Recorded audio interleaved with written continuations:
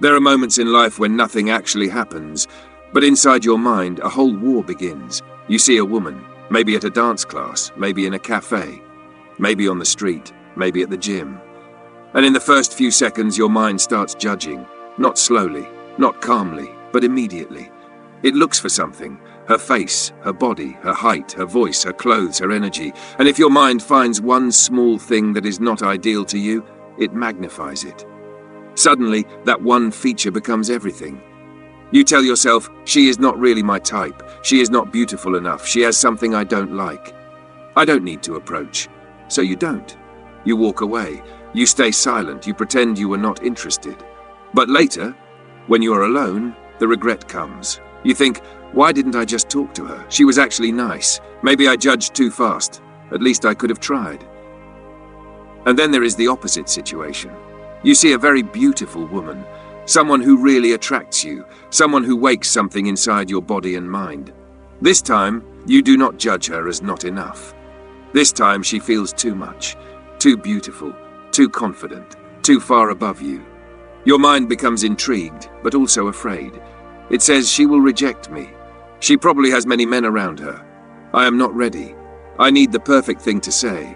This is not the right moment. And again, you do not approach. So when the woman is not perfect, your mind finds a reason not to approach. And when the woman is very beautiful, your mind finds another reason not to approach. This is the trap.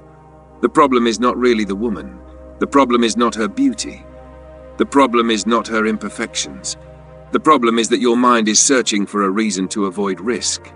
Your mind is protecting you from rejection. But sometimes the same mind that tries to protect you also keeps you trapped.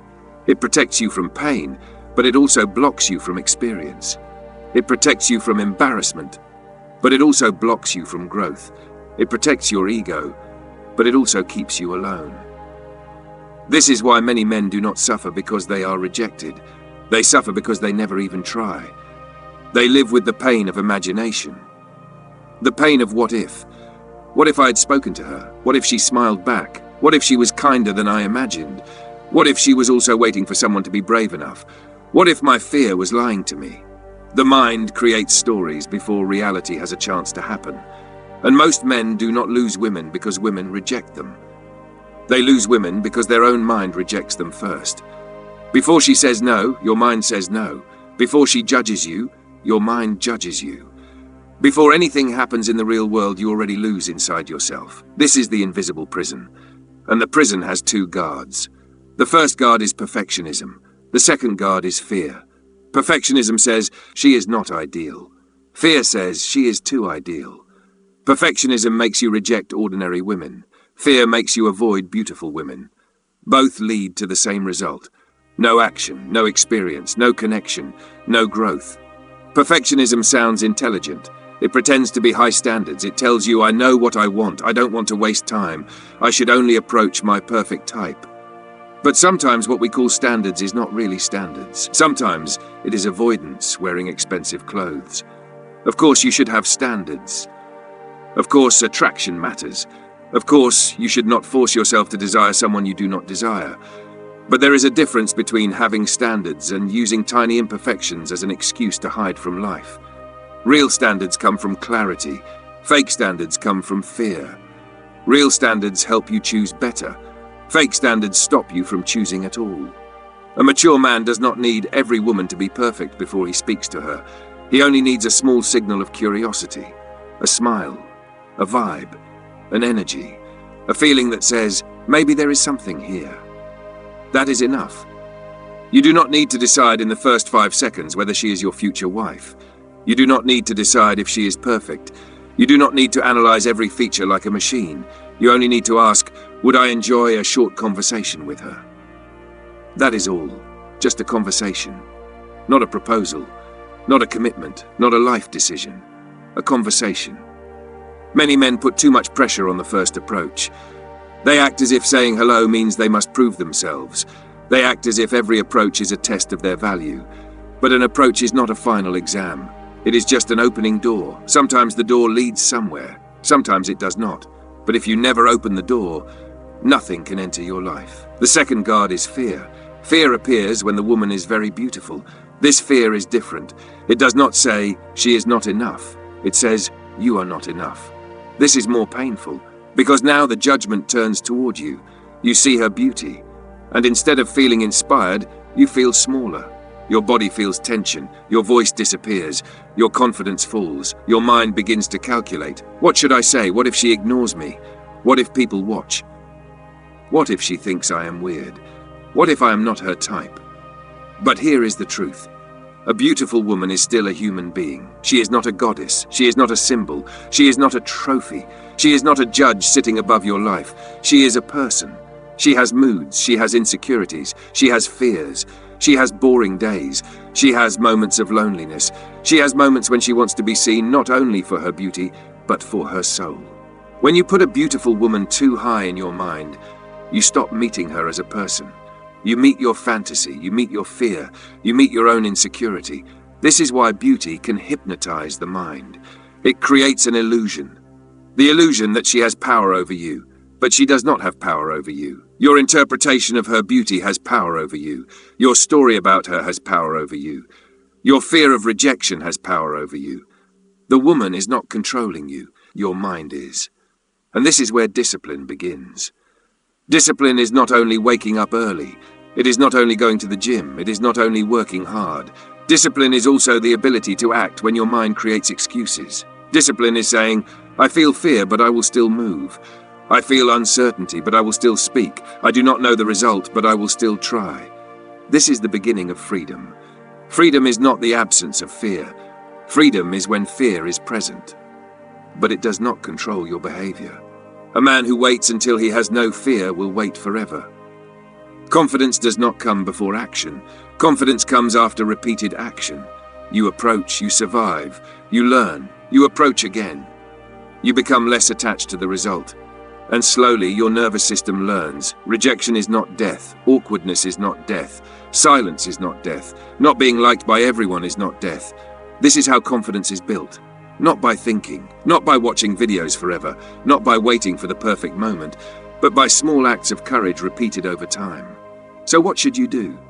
First, stop asking, is she perfect? Ask, am I curious enough to say hello?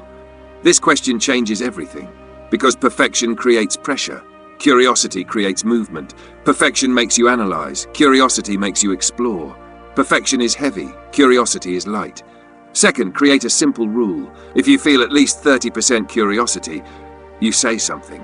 Not something amazing, not something poetic, not something that will change her life, just something human. Hi, I saw you and wanted to say hello. Or, hey, are you also here for the dance class? Or, I like your energy, I wanted to introduce myself. Simple, calm, normal. The goal is not to impress her. The goal is to express yourself. Most men try to impress because they feel lower. But expression comes from self-respect. You are not begging, you are not performing, you are simply opening a conversation. Third, do not worship beauty. Appreciate it, respect it, but do not worship it. When you worship beauty, you lose your center. You become nervous, you become fake, you become too careful, and when you are too careful, you stop being alive. A beautiful woman does not need you to act like a servant, she needs you to act like a man. Calm, present, respectful, grounded. Not aggressive, not needy, not arrogant, just grounded. Fourth, stop using imperfections as an escape. If you see one feature you do not like, do not immediately run away inside your mind. Ask yourself, am I truly not attracted, or am I using this detail to avoid risk? This question is powerful, because sometimes your mind will say, no, I'm just selective. But if you're always selective and never active, then maybe the issue is not selection. Maybe the issue is avoidance. The goal is not to approach every woman. The goal is not to lower your standards. The goal is to become honest with yourself. Are you choosing from truth or hiding behind judgment? Fifth, understand that regret is often worse than rejection. Rejection hurts for a moment. Regret can follow you for days, sometimes weeks, sometimes years. Rejection gives you information. Regret gives you imagination. And imagination is often more painful than reality, because reality ends. But imagination keeps repeating. The mind replays the moment. It changes the scene. It creates alternate endings. It punishes you with possibilities. This is why action gives peace. Even if the answer is no. You tried, you acted, you respected your own desire, and that creates self-respect. Self-respect is built when your actions match your inner truth, when you want to speak and you speak, when you feel fear and you still move, when you desire something and you do not betray yourself immediately. This does not mean chasing every desire blindly. It means not being ruled by fear. The deeper issue is this. Many men think they are afraid of women, but often they are afraid of seeing themselves through a woman's reaction. If she smiles, they feel valuable. If she rejects them, they feel worthless. This is dangerous, because then your self-worth becomes dependent on a stranger's response. A woman's reaction can tell you about compatibility. It can tell you about timing. It can tell you about her mood. It can tell you about her interest. But it cannot define your value. Your value is not decided by one conversation. Your masculinity is not destroyed by one rejection. Your future is not ruined because one woman did not respond. When you understand this deeply, approaching becomes lighter. You are no longer asking her, "Please prove that I am enough." You are simply asking reality, "Is there a connection here?" That is a much healthier place. This is also why you must separate desire from need. Desire says, "I would like to meet her." Need says, "I must get her validation." Desire is powerful. Need is weak. Desire is alive. Need is desperate. A grounded man can desire a woman without needing her approval to feel whole. He can approach with interest and leave with peace.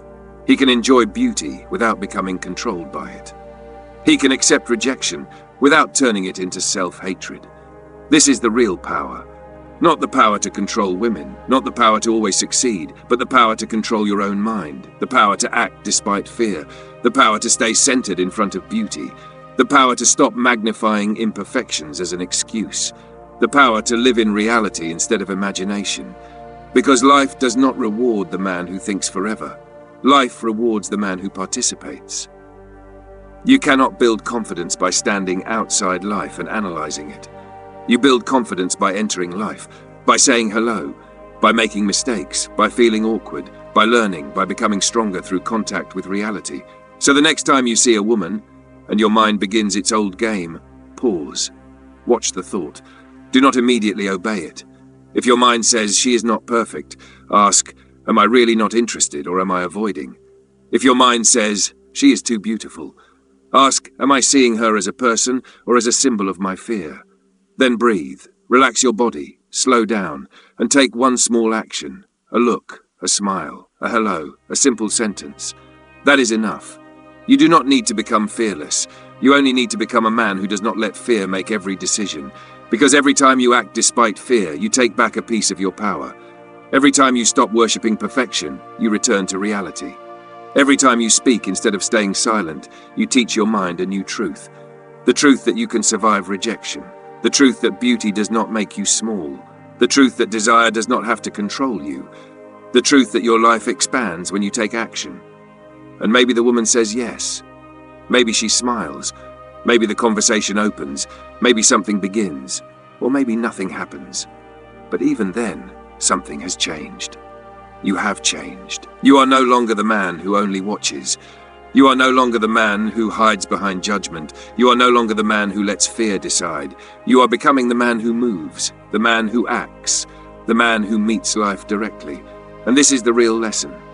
The goal is not just to approach women. The goal is to stop betraying yourself.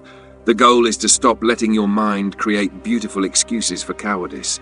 The goal is to become free. Because in the end, the woman is not the final challenge. The real challenge is your own mind. And when you learn to master that, everything changes.